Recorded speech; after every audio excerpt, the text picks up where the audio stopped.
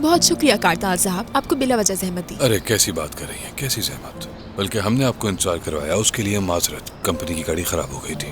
नहीं, कोई बात नहीं। क्या मैं पेशेंट से मिल सकती हूँ इस वक्त? लेकिन आप बहुत लंबा सफर करके आई हैं, थोड़ा आराम कर लें। ठीक हूँ मैं, बेहतर होता अगर पेशेंट से मिल लेती। ठीक है, मैं उनको कॉल कर लेता हूँ, आपको मिलवा देता हूँ उनसे। चलिए। बहुत शुक्रिया। बहुत याद किया मैंने आप लोगों को, हर एक दिन। सरदार, तुम हमें पहले बता देते ना, हम तुम्हारा अच्छी तरह इस्तकबाल करते। कोई बात नहीं, सबसे मुलाकात हो गई, यही काफी है मेरे लिए। वैसे फिर भी सरदार, तुम हमें बता सकते थे कि तुम आ रहे हो। अरे तुम सब छोड़ो भी ये सब बातें यार, इसके पीछे ही पड़ गए। ये बताओ कि इंग्लैंड कैसा है? अब क्या बताऊं आपको भाई, यहां जैसा सुकून कहीं नहीं मिला। जब आप सबको यहां दिखा तो मुझे लगा कि अच्छा फैसला किया वापस आके। और हाँ, रोशन साहिबा का गार्डन तो मैंने बहुत मिस किया। अरे नहीं यार, मेरी अम्मी ने सबको इकट्ठा किया, ये सब उनकी वजह से हुआ, वरना हम लोग तो मिलते भी नहीं। सरदार, तुम तो बिल्कुल भी नहीं बदले। वही स्कूल के दिनों वाला लड़का, शर्मीली मुस्कुराहटें, सुर्ख चेहरा और वही अपनी मोहब्बत से शर्माना। उरूज, कहाँ जा रही है? मुंह धोकर आ रही हूँ मैं।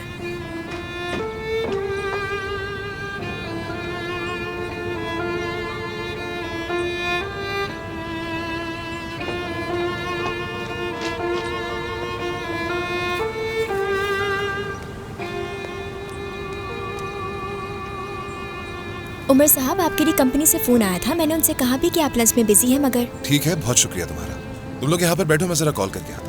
अच्छा ठीक है भाई, मैं भी चलता हूँ, मुझे जरा काम है। अरे तुम बैठो, बस आ रहा हूँ मैं। सुनो, उरूज नहीं जानती ना कि तुम्हारी शादी हो गई है। नहीं, और हाँ देखो मुस्तफा, ये बात उसे पता नहीं चलनी चाहिए। भाई बेफिक्र रहो, मैं किसी को कुछ नहीं बताऊंगा। लेकिन याद रखना कि बाद में तुम्हें सब के ऊपर बहुत ज्यादा अफसोस होगा। आखिरकार तुम एक शादीशुदा आदमी हो सरदार।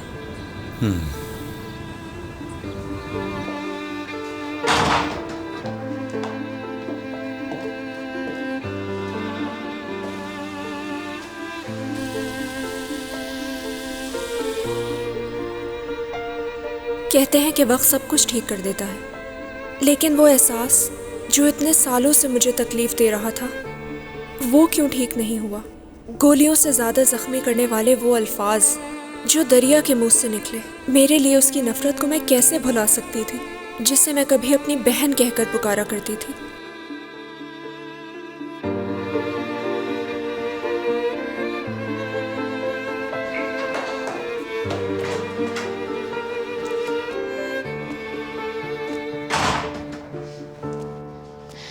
वही गुरूर वाली उरूज।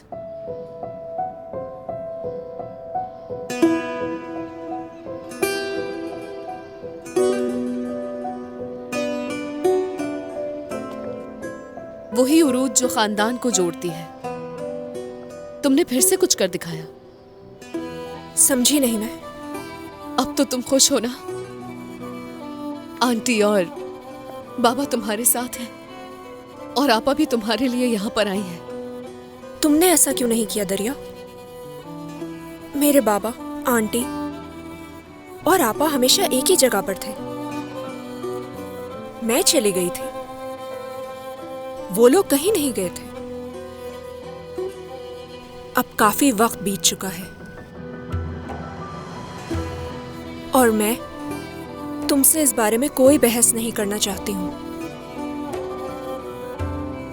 समझ लो कि तुम्हारी बहन अब मर चुकी है, अब हमारा कोई ताल्लुक नहीं रहा। उरूज,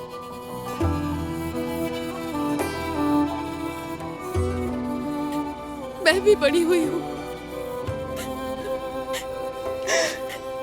पुरानी यादों की तड़प में अपनों को याद करके डरावने ख्वाबों से जाग कर बड़ी हुई हूँ। मैंने तुम्हारी तस्वीर अपने बच्चे को दिखाकर परियों की कहानियां सुनाई।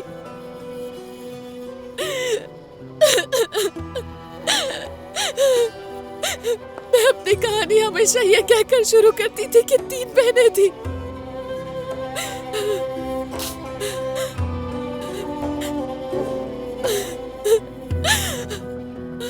अम्मी की मौत का कसूर लेकर पड़ी हुई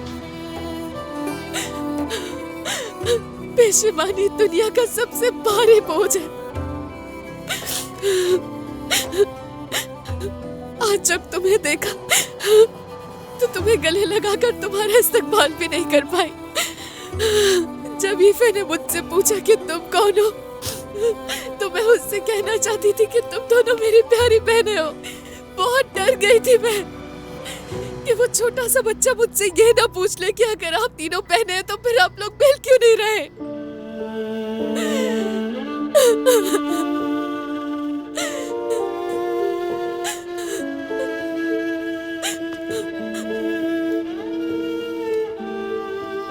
अपने बच्चे को इसका जवाब क्यों नहीं दे पा रही हो तुम?